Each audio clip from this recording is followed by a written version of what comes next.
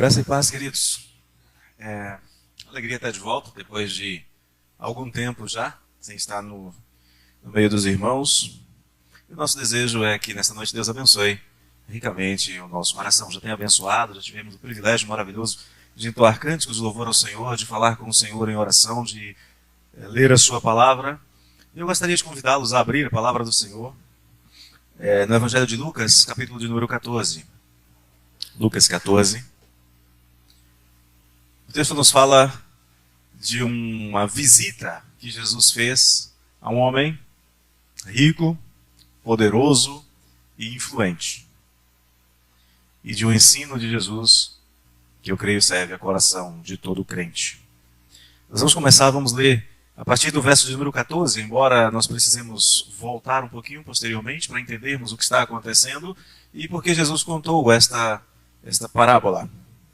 Lucas, capítulo 14, verso 15, até o verso de número 24. Vamos ler, pessoas amadas que acompanhem esta leitura. Ora, ouvindo tais palavras, um dos que estavam com ele à mesa disse-lhe: Bem-aventurado aquele que comer pão no reino de Deus. Ele, porém, respondeu: Certo homem deu uma grande ceia e convidou muitos. À hora da ceia enviou o seu servo para avisar aos convidados: Vinde, porque tudo já está preparado. Não obstante, todos a uma começaram a escusar-se. Disse o primeiro: Comprei um campo e preciso ir vê-lo. Rogo-te que me tenhas por escusado. Outro disse: Comprei 5 juntas de bois e vou experimentá-las. Rogo-te que me tenhas por escusado. E outro disse: Casei-me e por isso não posso ir. Voltando o servo, tudo contou ao seu senhor. Então, irado, o dono da casa disse ao seu servo: Sai depressa para as ruas e becos da cidade e traze para aqui os pobres, os aleijados, os cegos e os coxos. Depois lhe disse o servo: Senhor, feito está como mandaste, e ainda tem lugar. Respondeu-lhe o Senhor: Saí pelos caminhos e atalhos e abrigos, e obriga a todos a entrar, para que fique cheia a minha casa, porque vos declaro que nenhum daqueles homens que foram convidados provará a minha ceia. Vamos orar. Bondoso Deus, nós lemos uma porção da tua palavra, viva, poderosa e eficaz. Palavra que instrui, palavra que ensina, palavra que orienta. Palavra que nos mostra como conhecer a sua vontade e como praticar a sua vontade. Palavra que nos fala das grandezas de Deus, de quem Deus é, do que Deus faz. Do que Deus faz por nós, do que Ele fez por nós e de quem nós somos. Pai, nós te pedimos em nome de Jesus a tua bênção sobre cada um que está aqui, cada um que está ouvindo esta palavra, que ela possa, ó Deus, por tua graça, pelo teu poder, ser aplicada ao coração de cada um, para que nós entendamos, para que nós orientemos, ordenemos a nossa vida segundo esta palavra. Pai, o nosso pedido não é ouro, nem prata, nem tesouro, nem fama, nem longevidade, mas é conhecimento, entendimento e direção do teu Espírito para praticar a tua palavra. Abençoe-nos, Deus, para que todos saibam que nós temos o grande Deus. É o Senhor quem deve ser engrandecido nas nossas vidas. E por isso te pedimos, fala conosco e nos instrui. Em nome de Jesus. Amém. O texto que nós acabamos de ler retrata um momento em que Jesus foi convidado, lá no verso 1, aconteceu que ao entrar ele num sábado na casa de um dos principais fariseus para comer pão, alguns estavam observando Jesus. Tinha gente de olho no que Jesus faria, tinha gente de olho no que Jesus falaria, como ele se comportaria. Eram pessoas extremamente religiosas, eram os fariseus, os guardadores zelosos da lei. Aqueles que buscavam cumprir as leis de Deus nos seus mínimos detalhes. E diante de Jesus se encontrava um homem hidrópico. A hidropsia é uma doença que faz com que líquidos sejam acumulados nas extremidades dos membros. Para alguns, talvez, essa pessoa fosse portadora de elefantíase. Uma doença extremamente debilitante, inabilitante, bastante complicada. E o Senhor Jesus, dirigindo aqueles que estavam ali, conhecedores profundos da lei, mas que estavam de olho nele, no que ele faria, no que ele falaria, aos intérpretes da lei e aos fariseus, ele pergunta: me diga uma coisa, é lícito fazer o bem? É lícito curar no sábado? Para os fariseus, para os intérpretes da lei, a resposta era não. Você faça o bem 6 dias na semana. No sábado você não pode fazer o bem, você não pode curar, você não pode fazer exercícios de misericórdia, você não pode fazer o bem no dia de sábado. Esta era a resposta que os legalistas davam. Como eles ficaram calados, e já conheciam o Senhor Jesus, já haviam visto muitas coisas que ele fazia, eles ficaram calados e quem cala consente. Eles não deram resposta a Jesus. Então tomou o homem e o curou e o despediu. E a seguir perguntou a eles que estavam observando o que ele fazia, e lá em João é dito que Jesus conhece o coração de cada um deles, de cada um de nós. Jesus diz: vem cá, me diga uma coisa. Qual é de vocês, fariseu, doutor da lei, legalista, que se o filho de vocês cair num poço, você não vai tirá-lo? Que o animal de vocês cair num buraco, vocês não vão socorrê-lo? No mesmo dia, dia de sábado. Calados estavam, calados ficaram. Também foi reparando o Senhor Jesus que os convidados, quando se achegavam para aquele banquete na casa daquele homem rico, poderoso e influente, eles procuravam logo os primeiros lugares. E Jesus diz: olha, isso não é boa coisa, porque pode ser que você seja humilhado publicamente, escolheu os primeiros lugares e de repente chega alguém mais importante do que você e o dono da casa diga: por favor, ceda o lugar fulano, volte lá para o fundo, volte para o seu lugar, que é devido isso na frente de todo mundo. E depois de falar sobre estas coisas, ele conta mais uma parábola, a parábola da grande ceia. E é neste contexto, com as pessoas observando o que ele falava, o que ele fazia, muitos deles com o coração endurecido às palavras do Senhor Jesus, muitos deles cheios de animosidade no coração. João vai nos contar que pouco tempo depois eles decidiram entrar em conluio junto com os saduceus, com quem eles não se davam bem, junto com os herodianos, com quem eles também não se davam bem. Todos eles se reuniram e decidiram como tirar a vida de Jesus. Começariam a tramar sobre como tirar a vida de Jesus. Entre outras coisas, por causa desta parábola. O que tem de mais nessa parábola que nós lemos? Afinal de contas, Jesus está apenas falando que um senhor chamou algumas pessoas para uma festa e eles não puderam ir. Disseram que não iriam por uma série de razões. E o Senhor então convidou outros para a festa, porque eles ficaram indignados contra o Senhor Jesus. Eu quero que nós meditemos aqui sobre 3 maneiras de nos comportarmos, ou 3 estados, 3 ações diferentes que nós podemos talvez ter em relação ao Senhor Jesus quando Ele nos convida, quando somos convidados para a grande festa. E talvez, nós já tenhamos sido um desses tipos. Talvez nós estejamos sendo um destes. E queira Deus que nós não sejamos como alguns deles. Primeiro, o texto fala sobre um estado pretérito, que talvez muitos de nós já tenhamos sido. Que aqueles fariseus, que aqueles doutores da lei tinham enorme dificuldade em admitir, mas era ponto de fé dos judeus. Uma das coisas que o judeu imediatamente, ele aprendia desde a infância, era falar quem ele era originalmente. Eles diziam que eles eram descendentes de Abraão, um arameu, um idólatra, prestes a perecer. Alguém que vivia em Padã Arã, descendente de alguém que tinha saído de Ur, lá da Caldeia. E nós sabemos que a religiosidade dos caldeus não tinha nada de santa, não tinha nada de boa para nos ensinar. Extremamente idólatras. É de lá que saíram os babilônicos, é de lá que saíram os assírios. Não era uma região de religião nada recomendável. Eles tinham que aprender isso. E de imediato nós encontramos aqui um relato sobre pessoas que não eram dignas de estarem na ceia. Mas vamos falar sobre elas depois. Nós encontramos também um relato sobre pessoas que estavam na casa do Senhor, que experimentavam ali o dia a dia, prontos a cumprir as suas ordens. Mas o grande problema que o Senhor está tratando aqui é sobre aqueles que foram convidados. Sabe quando você é convidado para uma grande festa? Quando você é convidado para uma grande, para a festa, aquela que seria a festa das festas, aquela que movimenta toda a cidade, aquela que a nata da sociedade é convidada. aquela que as pessoas brigam por conseguir o direito de participar delas.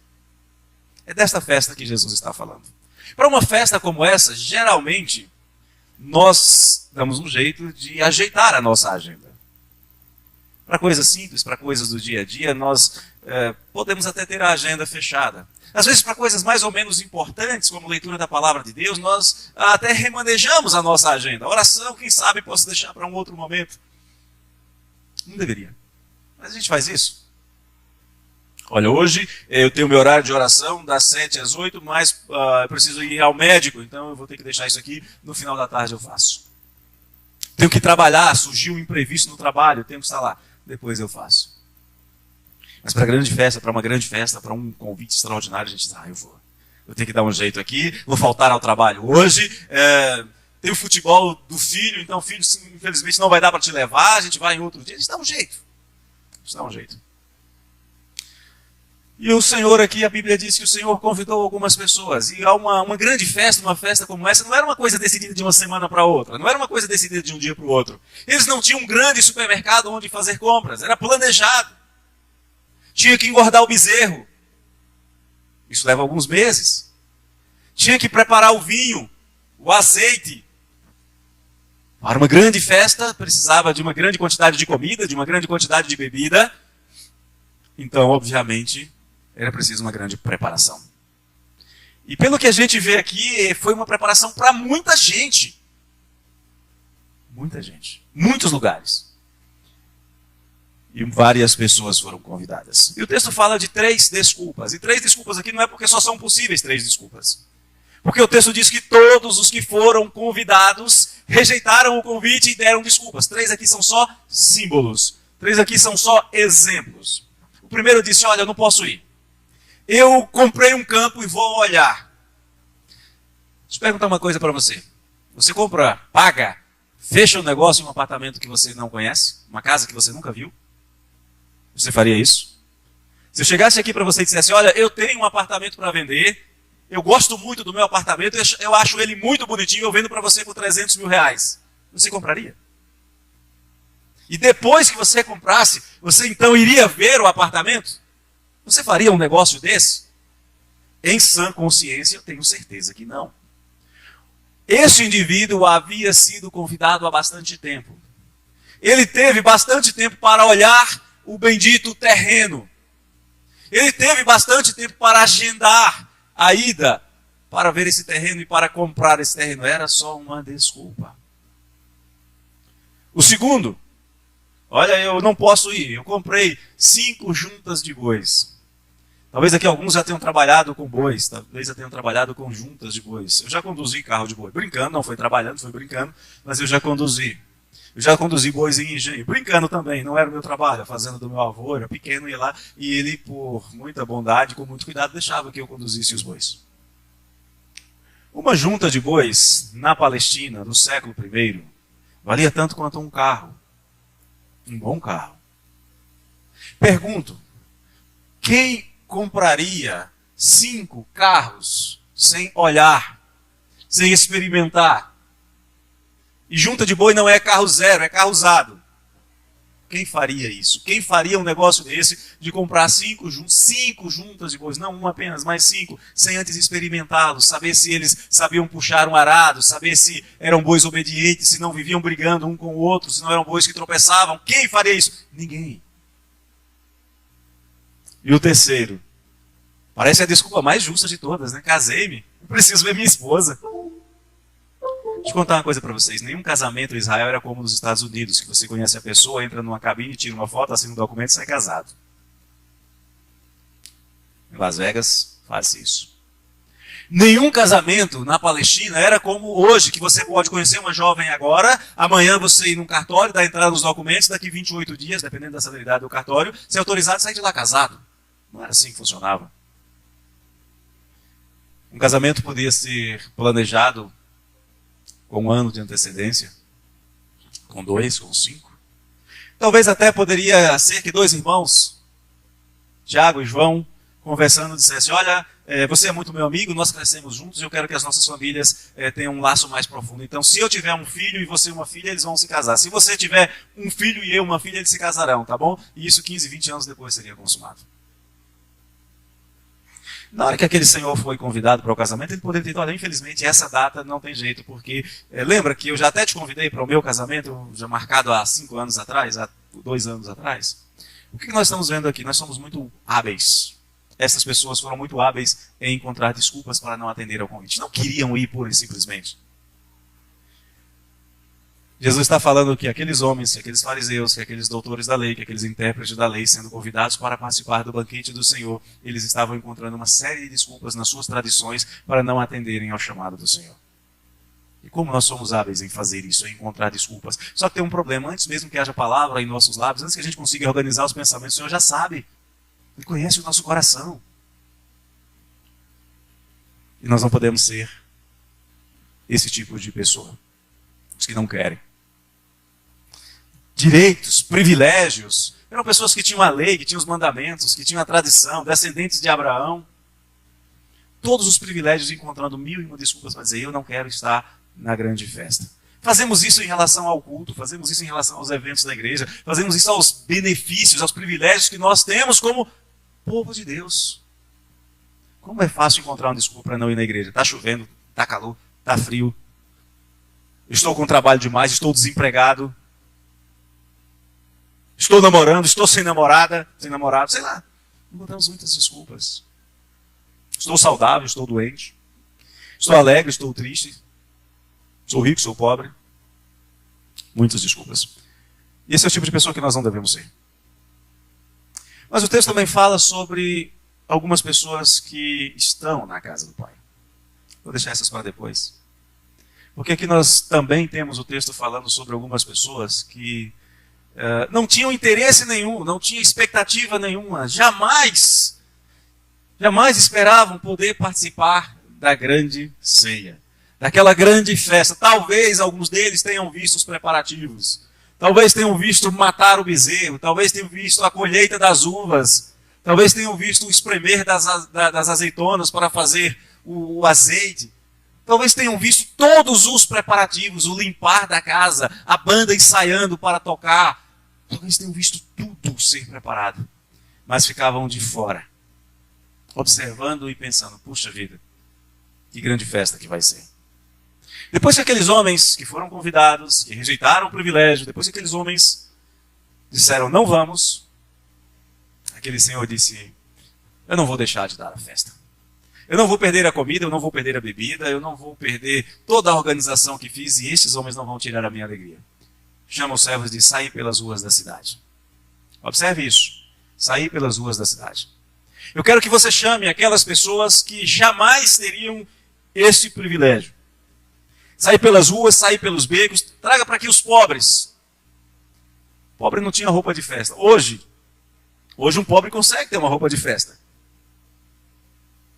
Uma roupa de festa, naquela época, custava alguns milhares de reais. Hoje, com R$300, você compra um vestido razoável, você compra um terno razoável e vai para qualquer lugar. Naquela época, não. Quero os pobres aqui. Insatisfeito, ele diz, eu quero também os aleijados, os cegos, os coxos, aqueles que precisam de orientação e ajuda para virem à minha casa. Aqueles que por si só não chegariam aqui. Traz eles para cá. E os servos vão e cumprem essa missão, e daí a pouco chega para o Senhor e diz, Senhor, fizemos. Está tudo certinho, chamamos todo mundo que nós encontramos nas ruas, nos becos.